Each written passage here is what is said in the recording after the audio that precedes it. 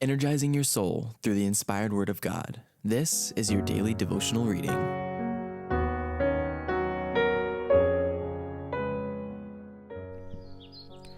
Our Daily Bread, October 18th.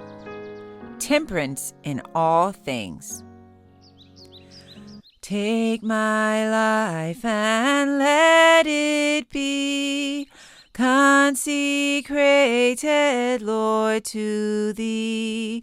Take my hands and let them move at the impulse of Thy love, at the impulse of Thy love. Temperance in all things. And every man that striveth for the mastery is temperate in all things.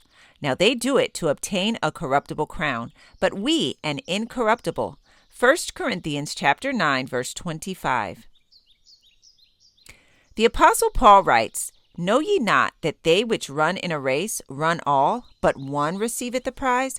So run, that ye may obtain. And every man that striveth for the mastery is temperate in all things. Now they do it to obtain a corruptible crown, but we an incorruptible. The Apostle Paul here mentions the foot races, with which the Corinthians were familiar. The contestants in these races were subjected to the most severe discipline in order to fit them for the trial of their strength. Their diet was simple. Luxurious food and wine were prohibited. Their food was carefully selected. They studied to know what was best adapted to render them healthful and active, and to impart physical vigor and endurance, that they might put as heavy a tax as possible upon their strength.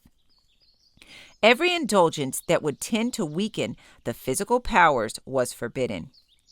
If heathen men, who were not controlled by enlightened conscience, who had not the fear of God before them, would submit to deprivation and the discipline of training, denying themselves of every weakening indulgence merely for a wreath of perishable substance and the applause of the multitude, how much more should they who are running the Christian race in the hope of immortality and the approval of high heaven be willing to deny themselves unhealthful stimulants and indulgences, which degrade the morals, enfeeble the intellect, and bring the higher powers into subjection to the animal appetites and passions.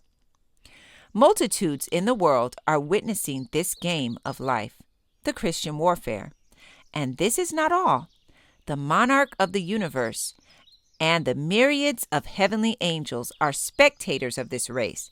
They are anxiously watching to see who will be successful overcomers and win the crown of glory that fadeth not away.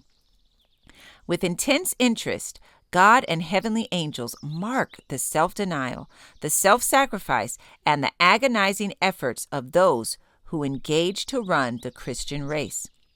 The reward given to every man will be in accordance with the persevering energy and faithful earnestness with which he performs his part in the great contest. This passage was taken from Temperance, page 144. Our Daily Bread, October 18th. I encourage you to be ye doers of the word and not hearers only. Thank you for listening, and be sure to join us tomorrow for your daily devotional reading.